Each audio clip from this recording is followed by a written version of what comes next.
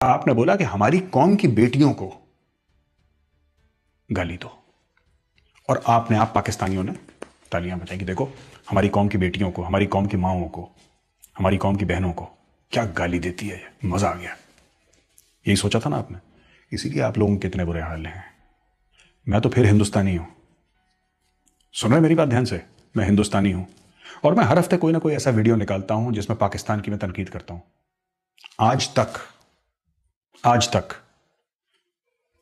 पाकिस्तानी जो खवातीन हैं उनकी बात छोड़ दीजिए, मैंने और आज तक किसी पाकिस्तानी को गाली दी है? कोई बुरे लफ्ज बोले हैं किसी को? हाँ, मैं तनकीद करता हूं पूरी, और पूरे जोश के साथ करता हूं। कोई बुरी बात बोली, मैंने गाली गलौज करा नहीं। और आपकी हमारी तो जंगें हो चुकी हैं, एक दूसरों का हम सर उतार चुके।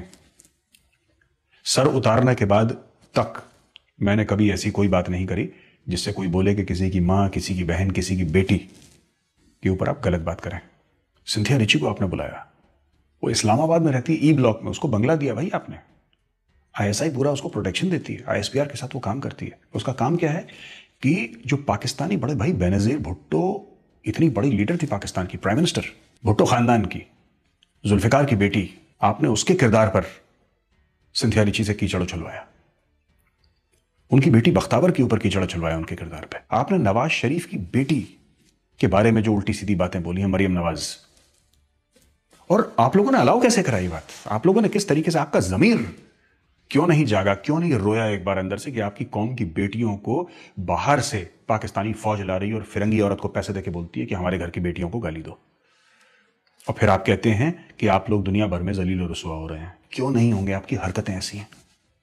अब आप सोचिए ना, आप लोग क्या कर रहे हैं। आपकी एक पॉलिटिशियन है शाजिया आटा मरी, अच्छे खानदान की हैं, उनके बच्चे भी हैं, एक जवान बेटी भी है उनकी। उनके बारे में सिंथिया रिची ने क्या बोला? सब ऐसी ऐसी बातें बोली हैं जो हम तो बोल नहीं सकते, फैमिली चैनल है और हम ऐसी गंदगी परोसते नहीं हैं। लेकिन जो कहते हैं ना कि सोच जब फाशी हो जाती है एक कौम की, तब कौम ऐसी बातें करता है, और आप लोग आवाज भी नहीं उठाते। उन्होंने क्या बोला कि मुराद अली शाह जो हैं चीफ मिनिस्टर सिंध के, उनके साथ इनकी एक सीक्रेट निकाह हो रखा है इनका। मैं बात कर रहा हूं शाजिया मरी की। इनका एक सीक्रेट निकाह हो रखा है और इनके गैर मुनासिब ताल्लुकात हैं चीफ मिनिस्टर। कितनी गंदी बात है ये, कितनी गिरी हुई बात है। और फिर हम लोग यहाँ पे जो पाकिस्तान को फॉलो करते हैं, हम सब लोग बैठ के, यार मैं यही सोचते हैं कि यार ये पाकिस्तानी जो है ना, ये बोलते क्यों नहीं इस मामले के खिलाफ, आवाज क्यों नहीं उठाते? फिर जैसे हिंदी फिल्मों में दिखाते हैं ना, किसान आसमान की ओर देखता है कि बारिश होगी, हम भी उसी तरह आसमान की ओर देखते हैं, और यार कब पाकिस्तानी कौम की गैरत जागेगी। फिर बुरा लगता है, फिर सोचते हैं मन में कि यार गैरत हो तो जागे, है ही नहीं गैरत तो जागी कहां से? आपके कौम की बेटियों को, आपके कौम की बहुओं को बाहर वाले गाली देते हैं और आप लोग चुप रहते हैं, क्योंकि आपस में नफरतें इतनी है ना, आपस में नफरतें इतनी। वो नून लीग वाला है, मरने दो उसको।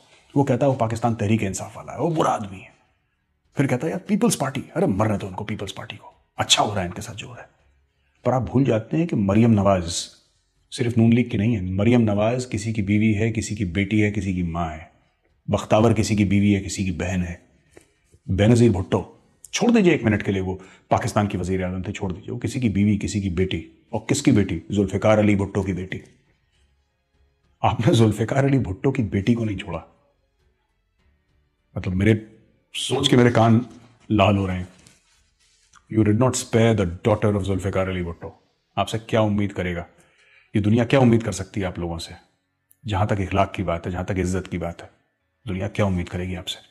आप लोगों ने खुद की बेटियों, खुद की बहुओं, खुद की बहनों कि जब इज्जत ये सिंथिया रिची और आईएसआई और आईएसपीआर वाले बाजार में उछाल रहे थे, अब तब खड़े नहीं हुए।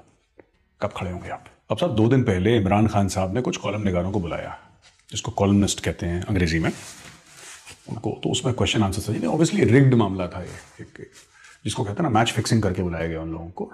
फिर एक कॉलम निगार ने पूछा इमरान खान साहब से, खान साहब ये जो चल रहा है, पूरा का पूरा मामला जो चल रहा है, ये रिजाइन करना है, ये सब फिर आप क्या करेंगे? कहीं आपके ऊपर ये बड़ा प्रेशर बनाए, आपके ऊपर दबाव बनाए कि साहब इमरान खान साहब आप भी रिजाइन करें वजीर आजम की पोस्ट से? तो इमरान खान साहब ने बोला कि जिसने मुझे निकालने की कोशिश करी उसको लग पता जाएगा, यानी कि they will also come to know. What is going on, मतलब जिसको कहते हैं ना कि नानी याद दिला देंगे, सबक सिखा देंगे, ये उन्होंने इमरान खान साहब ने बात करी है। अब देखिए मैं आपको बताता हूं, इमरान खान बन गए हैं एम्बेरसमेंट आपके मुल्क के लिए, फौज के लिए। और पाकिस्तानी आर्मी के बारे में मैं आपको एक बात बताता हूं, जो आप सोचते हैं ना आर्मी चीफ खुदा है, खुदा है भी वैसे आप लोगों का आर्मी चीफ, इसमें कोई डाउट नहीं है, लेकिन institution of the Pakistan army जो है उससे बड़ा नहीं है वो। तो ये याया खान तभी तक चला था जब तक इंस्टीट्यूशन चाहता था वो चले। जिया की तो डेथ हो गई एक्सप्लोजन में, हवाई जहाज में, लेकिन इवन मुशर्रफ की अगर आप बात देखें तो परवेज मुशर्रफ भी तभी तक चला था जब तक institution of the Pakistan army, जब पाक फौज चाहती थी जब तक ये चले। अब हुआ ये कि ये पता मामला कब से शुरू हुआ दोस्तों, जब से नवाज शरीफ ने तकरीर करी और सबका नाम लेके नवाज शरीफ ने, उसमें जनरल फैज का भी नाम ले लिया और उसमें कमर जावेद बाजवा का भी नाम ले लिया और फलाना ढिमका 10 किस्म के लोगों का उन्होंने फौज में नाम लिया। अब जब नाम लिया एजेंसीज का खुले खुले, अभी तक पाकिस्तान की तारीख में कभी किसी ने इतना खुला नहीं बोला था। तो इनकी कोर कमांडर्स की मीटिंग हुई, उसमें सब आर्मी चीफ भी थे, विराजमान थे आर्मी चीफ। आर्मी चीफ के विराजमान होने के बाद इन्होंने आर्मी चीफ को समझाया कोर कमांडर्स ने कि साहब ऐसा है कि आज तो आपका नाम ले रहा है, कल ये हमारा नाम लेगा, परसों नीचे वालों का नाम लेगा और इंस्टीट्यूशन खतरे में है। तो इन्होंने सोचा कि साहब नवाज शरीफ को थोड़ी सी ढील देते हैं, इतना मत टाइट करो नवाज शरीफ को, इतना मत इसको परेशान करो कि फिर ये टोटली आउट ऑफ कंट्रोल हो जाए। एक लेवल तक दबाव बना के रखो नवाज शरीफ पे।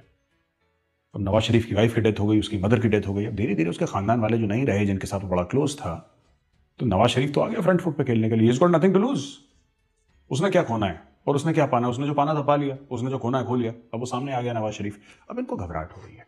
तो साहब ये देखने वाली बात है कि पाकिस्तानी फौज, खासतौर से अंदरून पंजाब जो है एरिया, वहां पे हमने पहले भी आपको बताया था कि जो पाकिस्तानी फौज के सिपाही हैं, खासतौर से पंजाब की रिक्रूटमेंट बेल्ट है आपकी बहुत बड़ी, तो वहां पे जब ये घर जाते हैं छुट्टियों में तो इनको जवाब देना पड़ता है।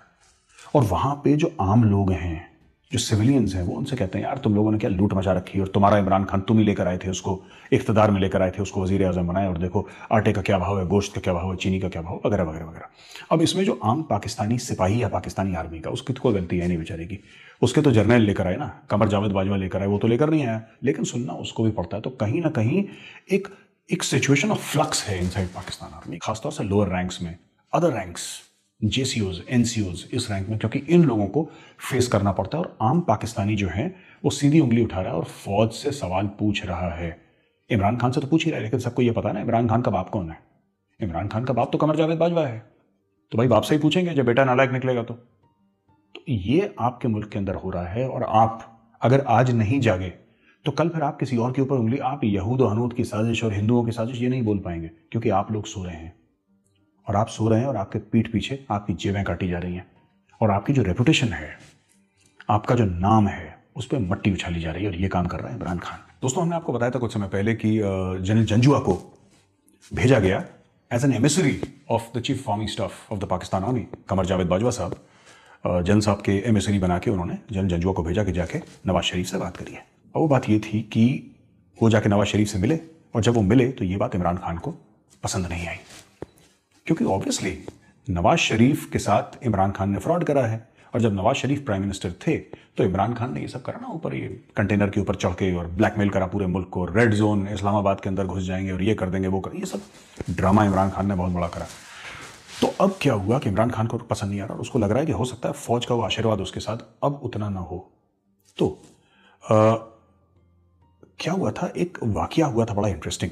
जब नवाज शरीफ प्राइम मिनिस्टर थे पाकिस्तान के, वजीर आजम थे आप लोगों के, तो उस समय यह हुआ था कि जो जनरल जहीरुल इस्लाम थे आईएसआई के चीफ, वो प्लान और प्लॉट कर रहे थे नवाज शरीफ का तख्ता पलट। अच्छा, क्या हुआ कि इंटेलिजेंस ब्यूरो, पाकिस्तान के इंटेलिजेंस ब्यूरो ने एक फाइल बना के दे दी नवाज शरीफ को, और फाइल में यह कह दिया कि साहब ऐसा है कि ये जो भाई हैं आईएसआई के, ये पाकिस्तान के वजीर आजम का तख्ता पलटना चाहते हैं।